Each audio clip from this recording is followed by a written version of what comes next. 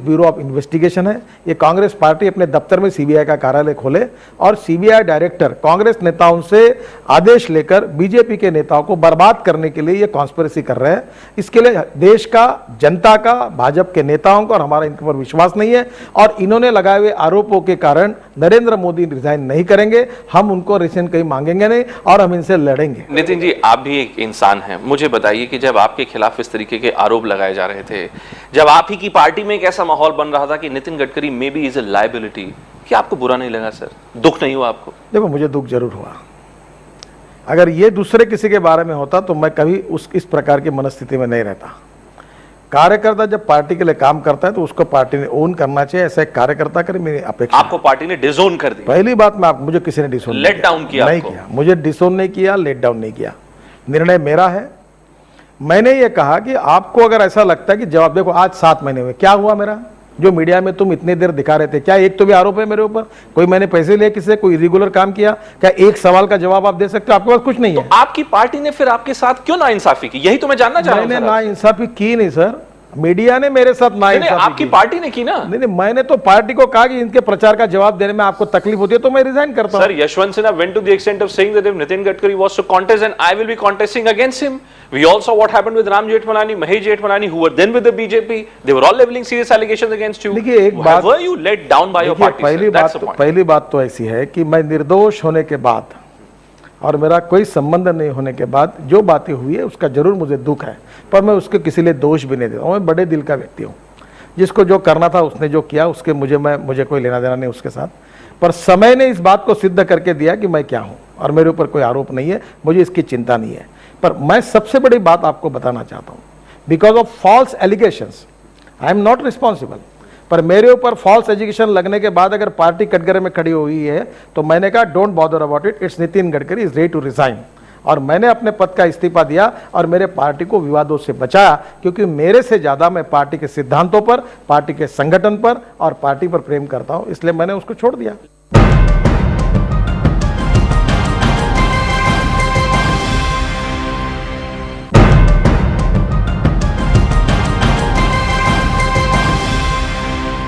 Let me then come back to Lok Sabha election. Let me once again push with you on the question of Narendra Modi and your campaign for the Lok Sabha elections. Are you worried, sir, that Mr. Modi ultimately will create a scenario where the BJP will simply get dubbed as a party which looks after interests of only one community?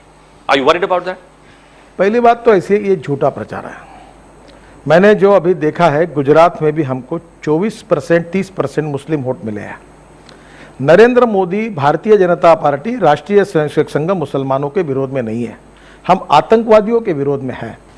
हमारे एक भी सरकार ने मुस्लिम समाज पर, अल्पसंख्यक समाज पर, किसी जाति पर अन्याय करने वाला कोई निर्णय कभी नहीं किया। वोट बैंक पॉलिटिक्स के लिए आतंकवादियों का और आतंकवादी संगठनों का तुष्टीकरण करने वाली पार्टियां एक तरफ है और दूसरी तरफ आतंकवादियों से लड़ने वाली राष्ट्रवादी पार्टी करके बीजेपी है। ये कौन से दल हैं? ये आप किन दलों की बात कर रहे हैं? मैं कांग्रेस की बात कर रहा हूँ, समाजवादी पार्टी की बात कर रहा हूँ। मुझे बताओ, मुख्यमंत्री को टोपी बनाकर जिसका काम है, कर्तव्य है कि सरकार को संभालना, मुझे बताइए, आपको मैं पूछना चाहता हूं, गुजरात से ज्यादा दंगे उत्तर प्रदेश में हुए, मुसलमान मारे गए, हिंदू मारे गए, क्यों नहीं आप अखिलेश यादव के खिलाफ, क्यों नहीं आपका चैनल काम करता है? आपको लगता है अखिलेश यादव को पद से इस्तीफा दे देना चाहिए? बिल्कुल देना चाहिए। मैं आपसे आपकी पार्टी के बारे में जानना चाहूंगा।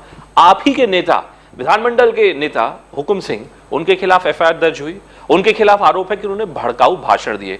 क्या नितिन गडकरी ये भड़काऊ भाषणों की जो राजनीति है, इससे आप अग्री करते हैं? बीजेपी का कोई नेता कभी भड़काऊ भाषण देता नहीं। सर, एफआईआर है उनके खिलाफ। अरे एफआईआर, ये सरकार है, समाजवादी पार्टी को तुम्हारे खिलाफ एफआईआर डाले, एक टीवी चैनल के खिलाफ भी एफआईआर डाला। सब गलत है आपको लगता है? अरे उनका काम ही है, वोट बैंक पॉलिटिक्स के लिए सफेद टोपी पहनकर वोट मांगने के लिए घूम रहे, वो कोई दंगे रोकने के लिए थोड़ी घूम रहा। आप जितनी बार ये कहते हैं कि बाकी दल जो है वो वोट बैंक की राजनीति कर रहे हैं, बीजेपी भी तो हिंदुत्ववादी राजनीति कर रही है। ये पहली बात आपको बताता हूं, हम न हिंदुओं पर अन्याय करेंगे न मुसलमानों पर अन्याय करेंगे। सबको बराबरी का मौका मिलेगा, सबको समान अधिकार मिलेंगे। दंगे करने वाला, निरपराध हिंदुओं को मारने वाला सच्चा मुसलमान नहीं, और मुसलमान पर आघात करने वाला सच्चा हिंदू नहीं। Won't you agree that the RSS is also now meddling excessively in affairs of the BJP? We all have seen what's been happening over the last couple of weeks. कोई RSS का समय, 2 दिन हम बैठे थे, देखो आपकी क्रेडिबिलिटी की चिंता, 2 दिन हमारी एक मीटिंग हुई, हाँ, संघ के लोग थे, 2 दिन के मीटिंग में 1 मिनट भी चर्चा प्राइम मिनिस्टरशिप पर नहीं हुई, नरेंद्र मोदी पर नहीं हुई। ये गलत है कहना कि आरएसएस ने आपके ऊपर दबाव बनाया, आरएसएस ने आप लोगों का हाथ पकड़ के एक तरीके से कहा मोदी इज योर मैन। जी मैं एक बात हूं, मैं एक दमंग और मर्द आदमी हूं, जिंदगी में राजनीति में झूठ नहीं बोला हूं। अगर होता तो मैं सच बताता। मैं स्वयं सेवक हूं, मैं संघ के लिए कुछ भी करने के लिए तैयार हूं। संघ is a part of life conviction. Fair enough. मैं आपको बताता हूं, संघ के अधिकारियों ने बताई हुई बहुत सी बातें अगर बताई, अगर मुझे उचित नहीं लगी तो मैंने कभी की नहीं, उनको समझाया कि ये करने से गलत होगा। उन्होंने मुझे कभी जबरदस्ती की नहीं। संघ का कैरेक्टर, संघ का कल्चर और संघ का स्वभाव कभी जबरदस्ती it's not as if that they saw oh the BJP Delhi leadership is full of people who are only busy fighting with each other. यहाँ पे जितने बीजेपी की जो ये इन फाइटिंग जो है बीजेपी की, ये तो 10 साल से स्टोरी चली आ रही है कि फलाना आदमी इनसे नहीं बनती, इनकी उनसे पटरी नहीं बैठती। इसलिए मोहन भागवत और अन्य लोगों ने मिलकर कहा कि अच्छा आप लोग अगर फैसला नहीं ले सकते तो हम फैसला लेते हैं। नरेंद्र मोदी नेता है आपका। देखिए मैं आपको एक बात बताता हूं, एक बात में आपकी सच्चाई है कि डेमोक्रेसी ज्यादा होने के कारण और मीडिया में हर व्यक्ति और हर नेता को बोलने की आदत होने के कारण और हर नेता को मीडिया से खुली चर्चा की अनुमति पार्टी ने देने के कारण हमारे सामने कुछ सवाल खड़े हुए हैं और इसके कारण हमारे पार्टी की image party of infighting leaders ऐसी बनती है। ये गलत है, इसको रोकना होगा और इसके कारण ये इंप्रेशन जाता है, पर वो गलत है। चलिए बात करते हैं दिल्ली की। चूंकि नितिन गडकरी आपको अब दिल्ली का भी आपको प्रभार दिया गया है, दिल्ली का मुख्यमंत्री पद का दावेदार कौन है सर बीजेपी का? दिल्ली के मुख्यमंत्री पद का दावेदार अभी कोई नहीं है। हमने मुख्यमंत्री पद के लिए किसी व्यक्ति के नाम की निश्चिति नहीं की है। चुनाव होने के बाद हमारे अध्यक्ष राजनाथ सिंह जी और हमारा पार्लियामेंट्री बोर्ड इसके बारे में अंतिम निर्णय करेगा। Am I to understand that you will now approach this election without any chief ministerial face? देखो हम फेसेस हमारे पास बहुत है, सब फेसेस हम नहीं, वो तो मैं समझ रहा हूं, फिर वहीं से बात आ जाती है पंचमुखी चेहरों की। अरे हमारी पार्टी ने फेसेस का महासागर है। लेकिन सर मैं जरा क्लियरली समझना चाहता हूं आपसे, दिल्ली के चुनाव के लिए बीजेपी कोई मुख्यमंत्री पद का दावेदार नहीं घोषित करेगी। देखो हमारा अध्यक्ष विजय गोयल, हमारे विपक्ष के नेता विजय कुमार मल्होत्रा, हमारे मैनिफेस्टो कमेटी के अध्यक्ष हर्षवर्धन, इन तीनों को चेहरे को साथ लेकर हम चुनाव लड़ेंगे। तो इलेक्शन के पहले वो फैसला नहीं होगा, इलेक्शन के बाद ही वो फैसला होगा कि अगर बीजेपी इस पोजीशन में आती है तो मुख्यमंत्री कौन? 100% हम पोजीशन में आ रहे हैं, हम चुनाव जीत रहे हैं। ये चुनाव कांग्रेस वर्सेस बीजेपी है और कांग्रेस ने देश को लूटा है, करप्शन के रिकॉर्ड तोड़ दिए है, महंगाई आसमान पर जाकर पहुंची और अर्थव्यवस्था का दिवाला पीट दिया है। अंत में सर आपसे ये जानना चाहूंगा, एक बार फिर अगर मैं केंद्र राजनीति की तरफ ले चलूं, मैं ये जानना चाहता हूं सर कि नरेंद्र मोदी इस वक्त गुजरात के मुख्यमंत्री हैं, कैंपेन कमेटी के चीफ हैं और आपके प्रधानमंत्री पद के उम्मीदवार हैं। क्या आपको लगता है नितिन जी कि एक व्यक्ति के लिए तीनों भूमिकाएं निभाना आसान है?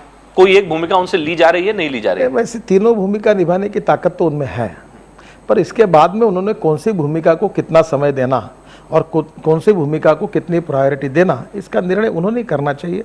वो उचित समय पर जो कर रहा है वो कर सकते हैं। और अगर ऐसा हुआ कि बीजेपी लोकसभा चुनाव के बाद अगर आपके पास आंकड़े इतने नहीं आते हैं कि मोदी जी प्रधानमंत्री बन पाए, क्या बीजेपी की ओर से कोई और व्यक्ति प्रधानमंत्री बन सकता है? जब ऐसी स्थिति आएगी तब बड़े गंभीरता से इस पर विचार करके पार्टी उस समय उचित निर्णय करेगी और वो भी पार्लियामेंट्री बोर्ड ही करेगा, उसी तरीके का पार्लियामेंट्री बोर्ड जो हमने अभी देखा। क्योंकि माँ बेटों की पिता पुत्र की पार्टी नहीं है, वन मैन आर्मी नहीं है। आरएसएस नहीं डिसाइड करेगा कि अब चलिए अब किसी और को बना देते हैं। नहीं, देखिए आरएसएस कोई डिसाइड पार्टी करती है। A few months back, as I said, that you were described as a person who was not clean. Your credentials had a problem. Now here you are the go-to person, whether it comes to resolving internal crisis or managing Delhi's campaign. बदला क्या नितिन गडकरी के लिए जब आपको अध्यक्ष पद की कुर्सी दोबारा नहीं मिली और इस दौरान जब आप ये सब पार्टी के लिए कार्य कर रहे हैं? मेरे ऊपर कोई आरोप नहीं, मेरे ऊपर कोई आरोप सिद्ध कर सकता नहीं, मेरे ऊपर कोई किसी प्रकार का नोटिस नहीं, मैं कहीं पार्टी नहीं। अब इसलिए मैं आपको भी आह्वान देता हूं, कुछ गलत होगा तो प्रकाशित कर देना, इतना चला है तो वो भी चला देना। Thank you very much for speaking to us sir. Thank you very much for speaking.